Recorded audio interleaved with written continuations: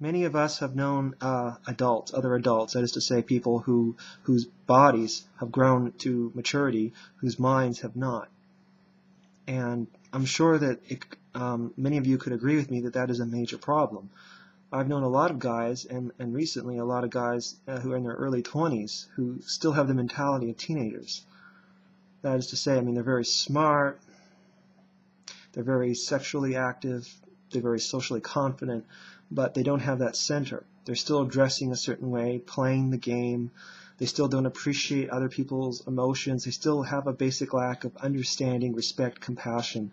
They don't have that center. You know you're an adult. You know that you're a man. When a group of guys come up to you and say, okay, we want to go, you're going to come with us, and sure. And they don't like the way you're dressed, and they say, why are you dressed like that? You should wear that other thing. And you say, no, this is how I'm going to dress. You don't want to hang out with me, then don't. Your problem, right? Well, that's a man from my perspective. But a lot of these young men are still boys, and in some cases, yes, women are still essentially young girls. They haven't really grown up. And this becomes a social dilemma of questions of morality and questions of, criticism, social criticism. And what I'm trying to say here is that a basic rite of passage, initiation into adulthood, is being denied kids of the modern world, where it has existed actually in the past throughout all cultures, as far as I know, throughout the world, throughout history, all the way back into ancient history. This has been the way of the human race, is that basically when a young boy becomes a man, the father takes him away from the mother, and he stops being the mother's son, he becomes the father's son, and he goes out and he learns how to hunt, and he is put through a lot of trials and ordeals.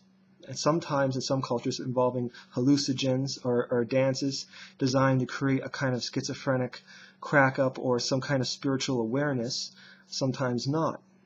But it's to create a sense of yourself, of your own mind, of your own individuality, and how you impact the world around you, which you automatically really understand when you wake up as an individual centered in yourself. And that very important initiation is not done anymore. It's very important for young men, as has been long believed, and I believe it, that basically it's harder for a young guy to become a man than a girl to become a woman. And I'm not trying to say it's harder. I'm not trying to say that women don't have it harder than men do. Many people would argue that, and I don't want to get in that debate.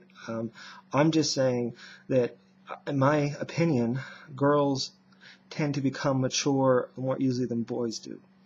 And I'm just saying it's a generalization. There's nothing wrong with a generalization. It's not the same thing as stereotyping. Some people don't know the difference. Look it up. They're two different things. Anyway, that is a very common belief throughout history that you'll find, actually, and that is why the initiation for young boys into manhood tends to be more dramatic and more perhaps traumatic than for girls. In fact, it's common for a girl to sit in a hut and contemplate her womanhood, and ideally, she can't really come out of the hut. She's not supposed to until she is centered in herself.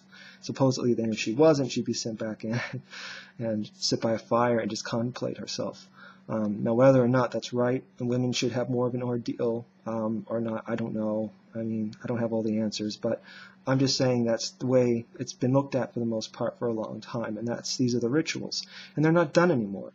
And the ritual we have of high school and moving into the adult world is not the same thing. It's not an initiation to adulthood. It is initiation out of childhood, because you are a young adult when you're in high school. You would have been initiated to adulthood at a much younger age, around 13, when you first really become an adult, not by age, but by your sexual maturity, your awareness, your development. You are initiated into adulthood. Sometimes it'll be a partial initiation and they'll wait a couple more years, but that doesn't happen at all here. Here, it's not even when you turn 18, that's legally, but it's really when you graduate from high school that all of a sudden, okay, now you're an adult, now you're on your own. Go out and it's your life and just find your own way. Try to make it. And that's how society treats you. It's really weird. And again, the initiation to high school is not an initiation into adulthood. It's an initiation out of childhood. because they've been treating you as a child, telling you what to do. You need to go to class, you need to learn this, you need to do that. And it's chaotic being a teenager. It's always been. As hard as it is being an adult, it's frankly harder to be a teenager because of all the hormonal changes they're going through, because of the social pressures on them, and because of the fact that they are young adults being held back and treated as children. And they have this growing fear at the back of their minds that soon they're going to be in the adult world, and are they going to be prepared for it? And, you know, it's weird that they're being so held back and yet pushed forward in terms of knowledge, which is laughable. That's a whole other subject, but anyway, certain knowledge, to look into certain facts that may not really be all that important, but anyway, but they're being held back in terms of individuality and their ability to do what they want in their lives for who they are. There isn't an initiation into adulthood. And so parents and a lot of legal guardians and adults responsible for looking after kids have the sense, in a way, to kind of prevent them from having too much control, too much freedom, because they're not mature, aware adults that they should be, because they're not initiated. There's no kind of initiation. Now, some religions will have some kind of initiation of one kind or another, you know, but many kids don't get any kind of initiation at all. And many people, we're forced to find our own way into adulthood and find our own center, our own strength. But not everyone does, as I say. Some boys never become men. Some girls never become women. It's a fact.